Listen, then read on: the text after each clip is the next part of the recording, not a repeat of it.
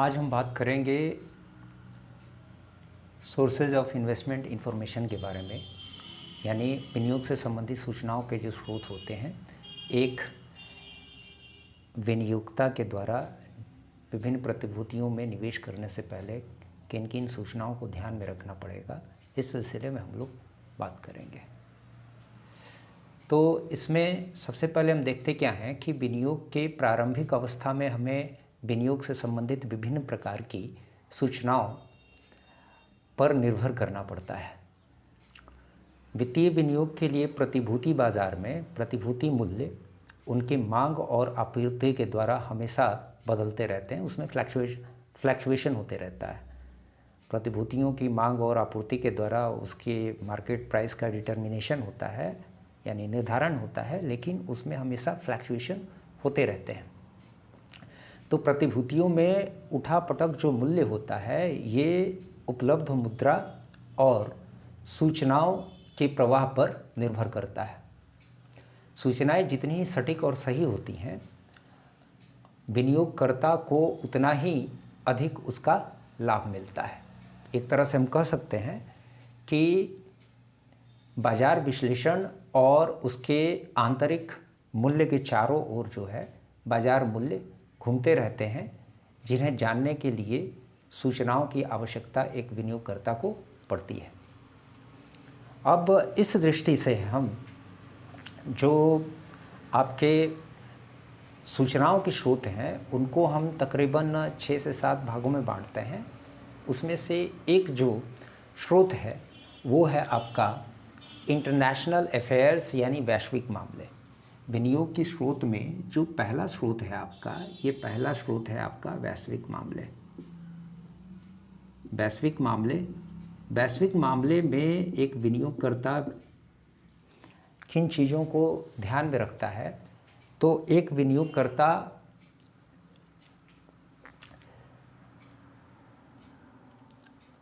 अंतर्राष्ट्रीय कारक जो घरेलू उत्पादन, आय, रोजगार को प्रभावित करते हैं,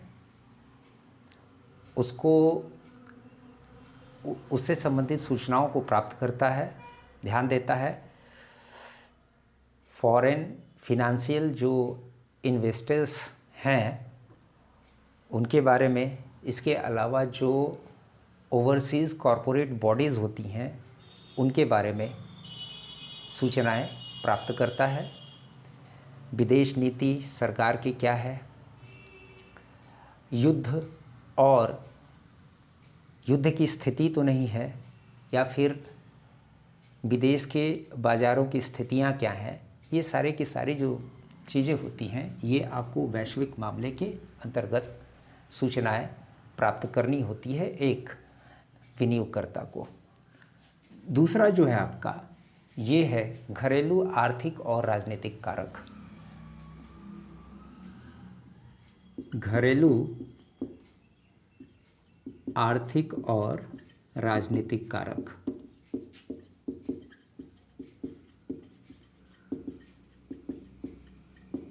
घरेलू आर्थिक और राजनीतिक कारक के अंतर्गत जो निवेशक है उसको किन चीज़ों को ध्यान में रखना पड़ता है, तो देश की जीडीपी यानी ग्रॉस डोमेस्टिक प्रोडक्ट, सकल घरेलू उत्पाद को ध्यान में रखना पड़ता है। कृषि उत्पादों, कृषि पैदावार कैसे हुए उनको ध्यान में रखना पड़ता है। मॉनसून देर से आया या फिर समय से आने वाला है, उसको ध्यान में रखता है। मुद्रास्फीति क्या चल रही, की दर क्या है, सरकार की जो कर नीति है वो क्या है, इन सारी चीज़ों को एक विनियोगकर्ता को इन सारी चीज़ों से संबंधित सूचनाएं प्राप्त करनी होती है। नेक्स्ट जो आपका है, ये पॉइंट है आपका उद्योग जगत की सूचना। उद्योग जगत की सूचना के अंतर्गत विनियोगकर्ता किन चीज़ों को, उद्योग जगत की सूचना,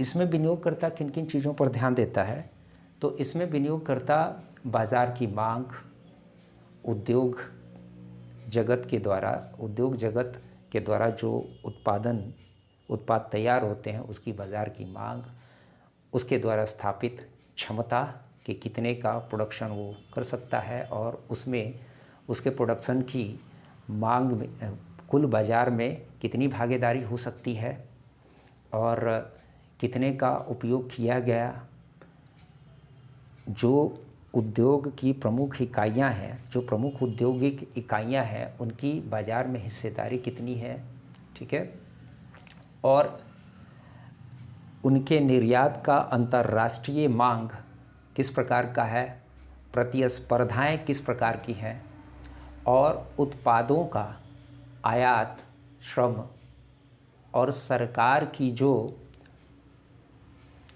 नीतियां होती हैं उसके संदर्भ में सूचनाएं उसको प्राप्त करना होता है। ये है उद्योग जगत की सूचनाएं। चौथी जो सूचना हो गई, चौथी सूचना है आपकी कॉरपोरेट डेटा को कलेक्ट, कॉरपोरेट डेटा से संबंधित सूचनाएं।